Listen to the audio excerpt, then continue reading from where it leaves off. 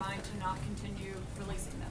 I think, as was noted on Friday, we're following the same policy that every administration from the beginning of time has used with respect to visitors log. We will comply with both the Federal Records Act and the Presidential Records Act as stated by law. Well, why does the president object to people knowing who is coming in the White House? Well, it's not a question of objecting. It's about following the law.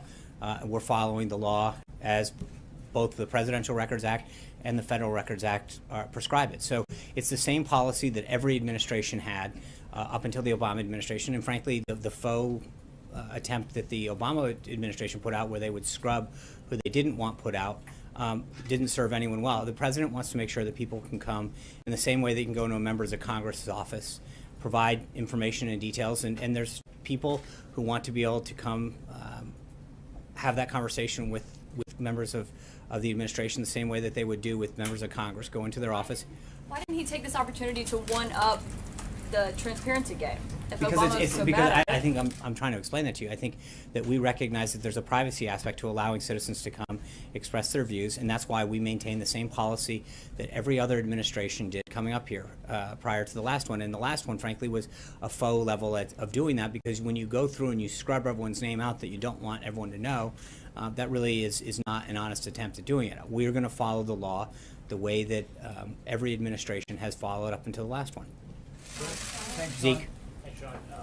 Following Caitlin's question, the rationale given Friday for the visitors log's reversal was that for both national security and privacy concerns, both of those were clear exemptions in the Obama administration policy, which led to that scrubbing that you described. So why exactly the reversal? You seem to be describing maybe a third rationale that you're giving. No, I think I just touched on privacy. That people have a right. The Obama administration had that exception to their visitors log. But I think the problem, Zeke, is that we don't know what the I mean, they said what it was, but you don't know who got left off and who didn't. They chose to not put people out for whatever reason, and they gave an excuse, and no one questioned it.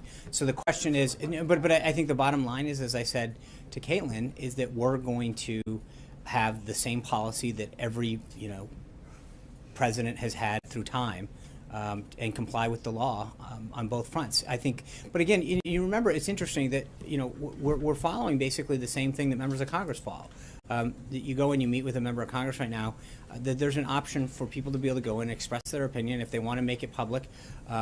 Who's meeting with them? And in a lot of cases, we do. We bring in you guys to probably a greater extent than has happened before in terms of pool spray. We list participant lists. But I think there's an opportunity sometimes for the American people who want to come and have a conversation and not become, and be able to share their view. So again, but remember, this is the same policy that every president and every administration has followed. I'll grant you that, but Thank you. This president entered office running a campaign saying he was going to drain the swamp. So under this existing policy, a lobbyist, the president has decried, on the campaign trail and stop a Washington insider, members of, of the swamp can walk into the White House, and there is no recourse to the public to hold the president to account. I think you guys, the visitor logs to all the White House components, OMB, the Council of Economic Quality, U.S. Trade Representative, Office of Science and Technology.